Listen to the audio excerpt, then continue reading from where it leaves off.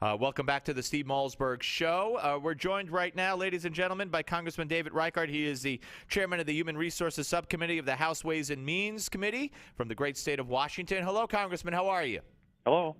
Yes, sir. Do you hear me? I do. Okay, great.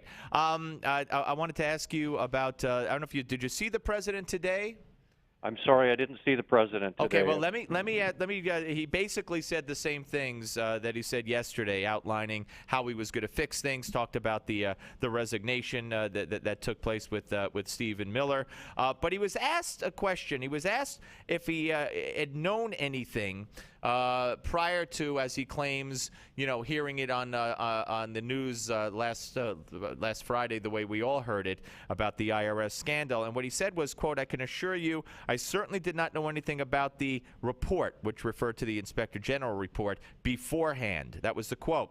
But he did not say whether he was previously aware of the IRS's actions, which allegedly go back all the way to 2010. And every day we get more and more revelations, more and more people involved. We even have a report that Obama's campaign co-chair attacked Mitt Romney during the campaign with leaked IRS documents. So do you believe, since he apparently did not answer that directly at the press conference today, and most media outlets seem to say that he sidestepped that question, do you believe it's possible, sir, that he knew nothing about these alleged abuses for all these years until last Friday? So, Steve, your listeners should know they're talking to a retired police officer. So I spent 33 years in law enforcement in the King County Sheriff's Office in Seattle. So I've only been in Congress 8 years, but I was a cop for 33 years. So I think that your listeners and yourself and others can draw their own conclusion when you look at the facts, and that's sort of the way I approach this. So let's just think about the kind of the sequence of events here. In 2010, or actually in 2011, we started to become aware, members of Congress began to get complaints about conservative groups being targeted. They were complaining that their applications for tax-exempt status were not being processed. The IRS was seeking information on some of their donors, especially on the conservative-leaning organizations.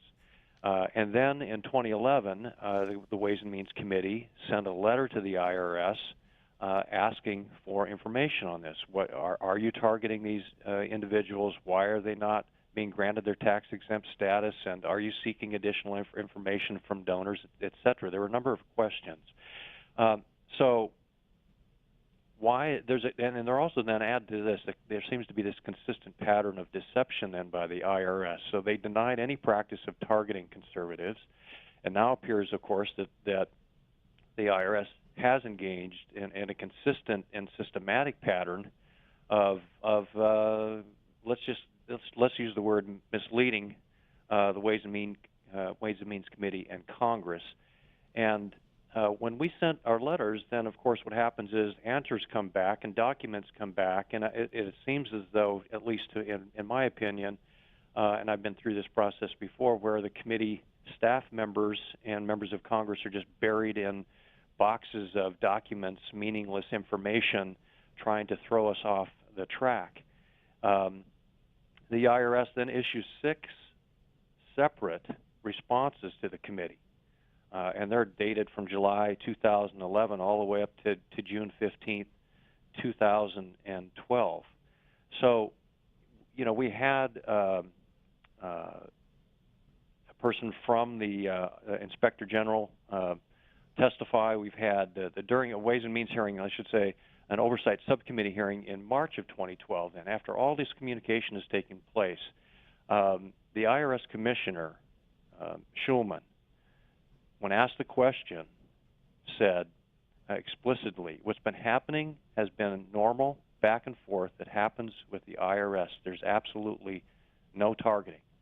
So you're going back to 2011. Wow. We're going back to 2010. He's still saying in 2012 there is no targeting. And then finally, of course, this week we learn that, yes, there has been targeting.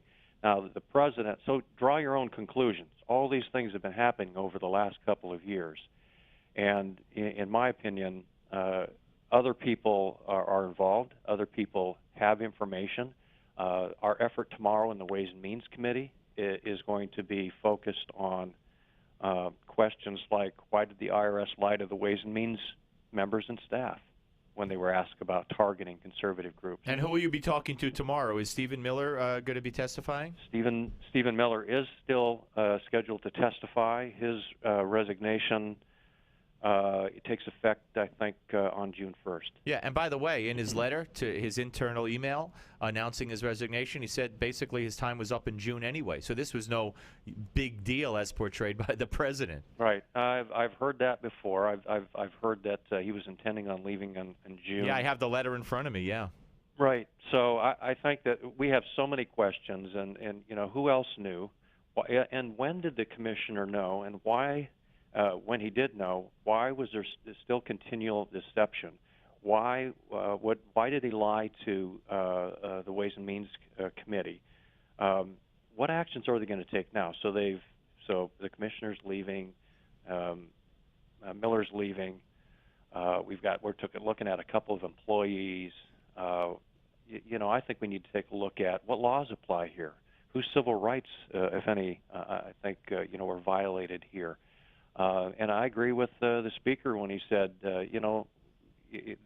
dismissing Miller or his departure, however it's happening here, is of course a good step. But who's going to jail?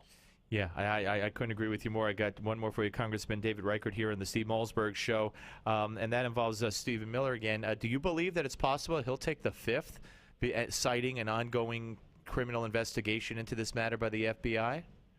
Well, I think anything is possible, and tomorrow's hearing will find out when we begin to throw some very, very tough questions at Mr. Miller. And I just think that, when you asked about the president, if I could end with this. Sure, please do. I really agree with Senator Rubio and some of his comments over the last couple of days, and that I think this president has developed a culture in which deception and divisiveness, and there's just been this culture of mistrust.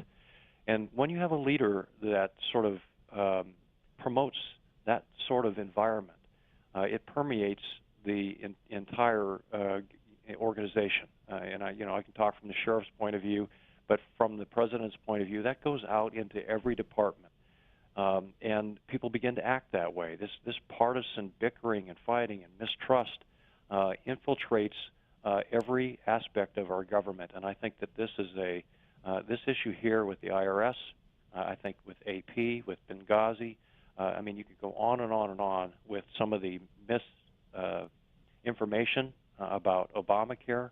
It's just one thing after another that leads, I think, a lot of Americans to believe that this administration is not being the transparent government that it promised. Yeah, at the very least. And we just spoke to your colleague on the Ways and Means Committee, Congressman Diane Black, earlier, and she's talking about how the IRS is charged basically with them, making sure that the Obamacare plan is run correctly, or they're such an integral part of it. So that's a disaster waiting to happen for that reason alone. And I'll end, sir, by what Donald Rumsfeld told me when I asked him the question: how could President Obama not know?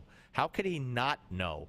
And very diplomatically, Donald Rumsfeld said, "Well, he's very busy. He makes a lot of speeches, and he plays a lot of golf." I'll just tell you, as the sheriff, if I didn't know some of the things that were going on within my organization, I would no longer be the sheriff. Yeah, well, that's a good way to end it. Hey, listen, I hope you'll come back, sir. I really enjoyed it. Yep.